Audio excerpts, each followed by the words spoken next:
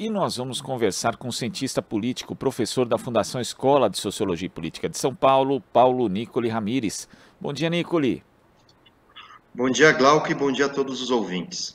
Nicoli, ontem nós tivemos uma coletiva de Jair Bolsonaro à noite, ali no Palácio da Alvorada, em que ele insistiu numa linha da campanha dele que pretende usar um relatório com muitas, mas muitas fragilidades sobre uma suposta supressão de inserções de rádio do presidente em emissoras do norte e do nordeste do país. Isso já foi contestado, inclusive, pelas próprias emissoras de rádio. Já veio à luz, inclusive, a questão do funcionário do TSE que foi demitido por querer, na verdade, tumultuar. Como é que você vê mais esse episódio, mais esse factoide na campanha de Jair Bolsonaro? É uma forma, na verdade, de já preparar um discurso que questiona a legitimidade das eleições nesse segundo turno, Nicoli?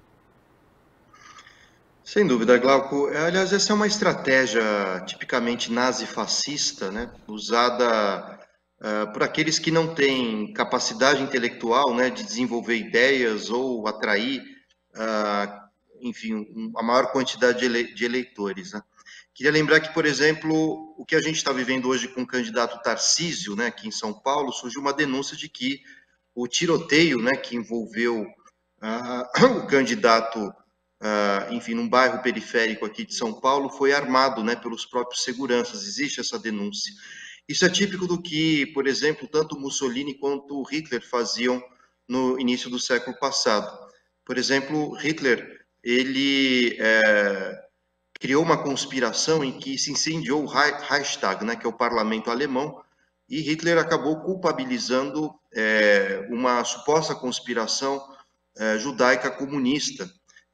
Claro, era uma farsa, mas a intenção era decretar o estado de exceção, ou seja, suspender as leis e se manter no poder, governando como bem entendesse, né? Então, esses recursos, né, a mentira, sobretudo, é a grande estratégia, né, daqueles que procuram tomar o poder de forma quase que ditatorial. Aliás, eu diria ditatorial, sim.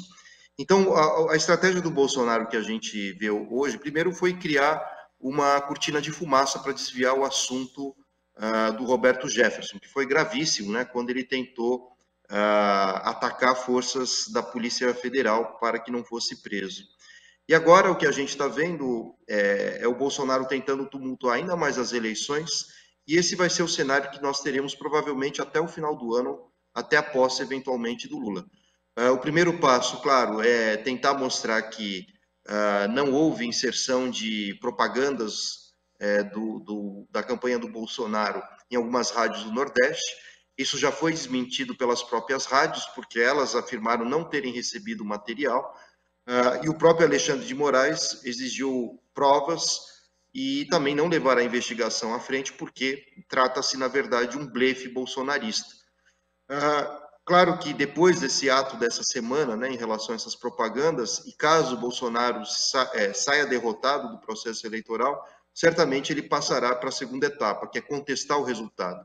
Vale dizer que o Alexandre de Moraes exigiu que as Forças Armadas expusessem o seu relatório, né, a respeito do funcionamento das urnas eletrônicas, não foi entregue, e as Forças Armadas disseram que apenas fariam isso depois do segundo turno. Claro que, dependendo do resultado da eleição, e sendo o Bolsonaro derrotado, as próprias Forças Armadas e o próprio Bolsonaro se queixarão de que teria havido uma fraude. Então é importante já, de alguma forma, neutralizar esse tipo de discurso, né, e vacinar a sociedade civil, os meios de comunicação, as redes sociais, sobretudo, de que isso vai ser feito, tal como foi elaborado nos Estados Unidos, quando Trump, também se saindo derrotado, ele havia dito que as eleições foram fraudadas. Isso é um método, né, que não é apenas o Bolsonaro, não é apenas o Trump, mas é um método dos derrotados. Aconteceu a mesma coisa na Bolívia também, quando Evo Morales foi reeleito para o seu quarto mandato, a extrema-direita, evangélicos, grupos militares, inclusive a OEA, né, com apoio dos Estados Unidos e contra o governo Evo Morales, fizeram exatamente a mesma coisa, né? Criaram boatos de que as urnas não seriam idôneas, né? Os resultados teriam sido alterados e fizeram isso antes das eleições, né? ou seja, sem haver a fraude, já se dizia que haveria fraude sem se provar como nem quando. Então, essa é uma estratégia da extrema-direita que, se saindo muito derrotada nos processos eleitorais aqui na América Latina, ela resolveu, então, conturbar esses resultados e da forma mais truculenta e emburrecedora possível. Então, é importante já alertar, haverá um festival de mentiras e de contestações do resultado das urnas. Isso é o bolsonarismo, né? Do início ao fim, um governo fundamentado em mentiras. Inclusive, quando a gente lê, né, Nicole, o despacho do ministro Alexandre de Moraes, presidente do TSE, tem um trecho que fala o seguinte: diante de discrepâncias tão gritantes, esses dados jamais poderiam ser chamados de prova ou auditoria.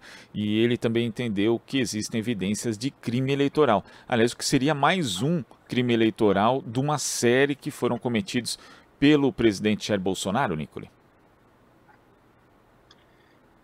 Não, exatamente, né? Então, o Bolsonaro, ele é movido tanto pela mentira quanto pelo desrespeito, né? Foi o caso de Aparecida, né, em que ele não respeitou um feriado religioso, tentando fazer a campanha também de forma truculenta.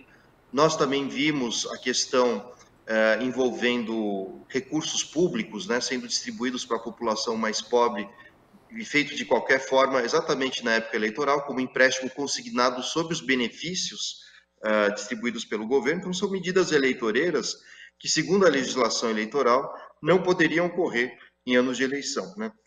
Ou mesmo que ocorresse, deveria ter sido feito de forma planejada, a longo prazo, e não às vésperas da própria eleição.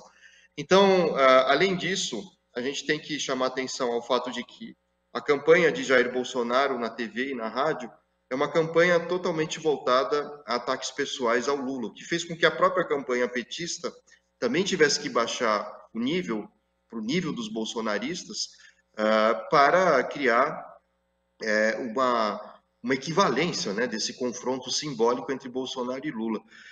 Então, e agora a gente vai ver também o Bolsonaro contestando as urnas, né, caso saia derrotado, e assim também uma suposta fraude, né, na distribuição de propagandas eleitorais, que também não se sustenta. Então, e uma rede gigantesca de fake news, né?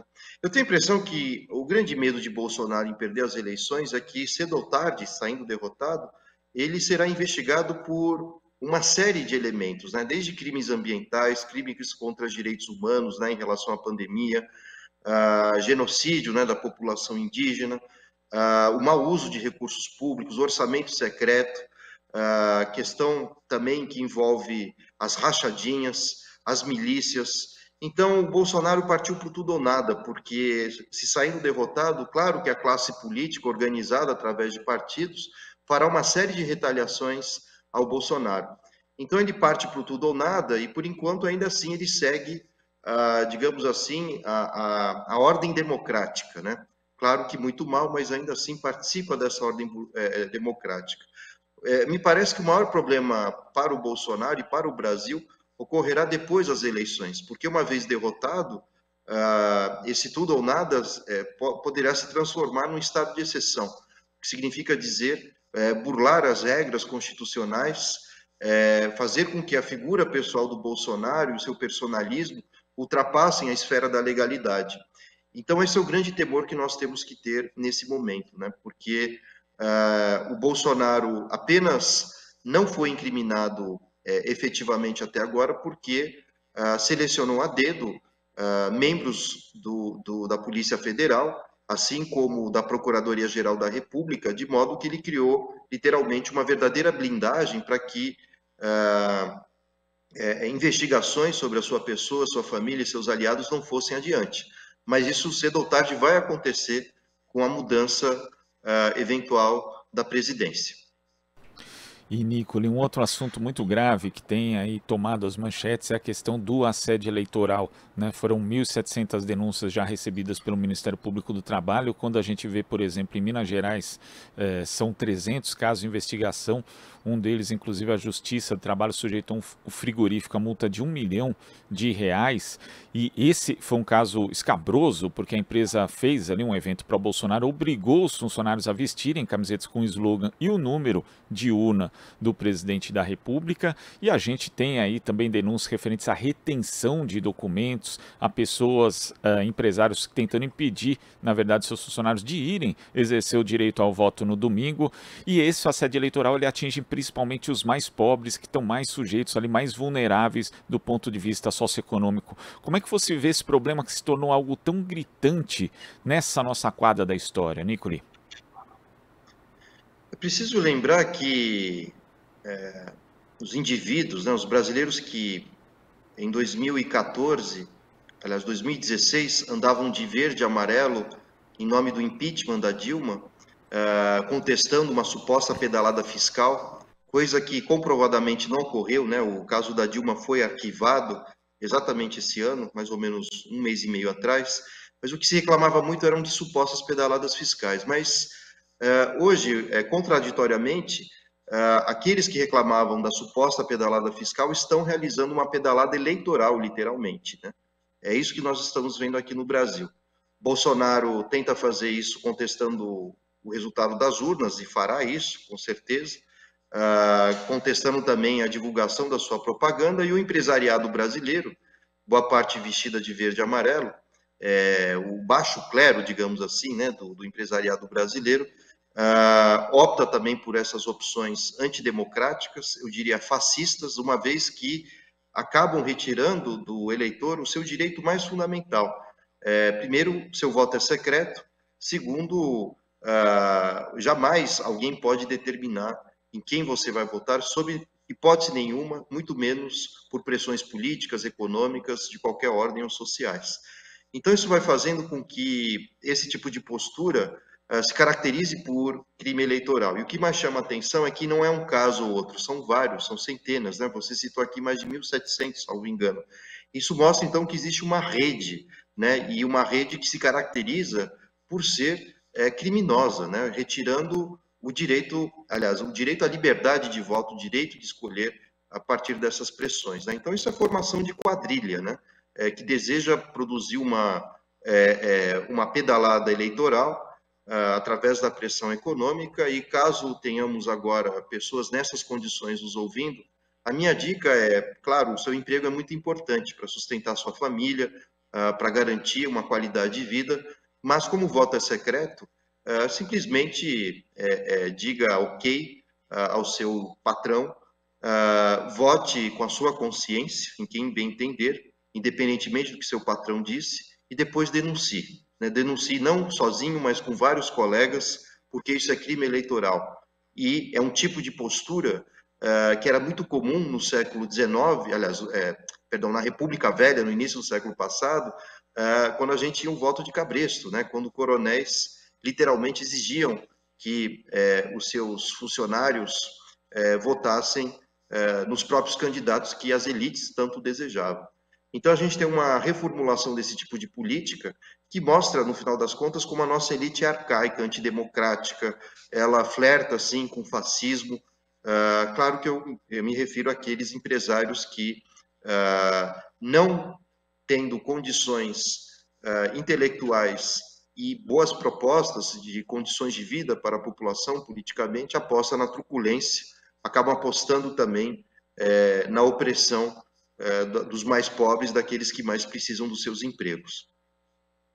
Nicoli, queria agradecer a sua participação aqui no Jornal Brasil Atual de hoje. Até a próxima. Muito obrigado, Glauco, e vamos adiante com Lula vitorioso. Conversamos aqui com o cientista político e professor da Fundação Escola de Sociologia e Política de São Paulo, Paulo Nicoli Ramires.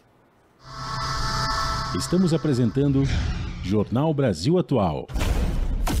As notícias que os outros não dão.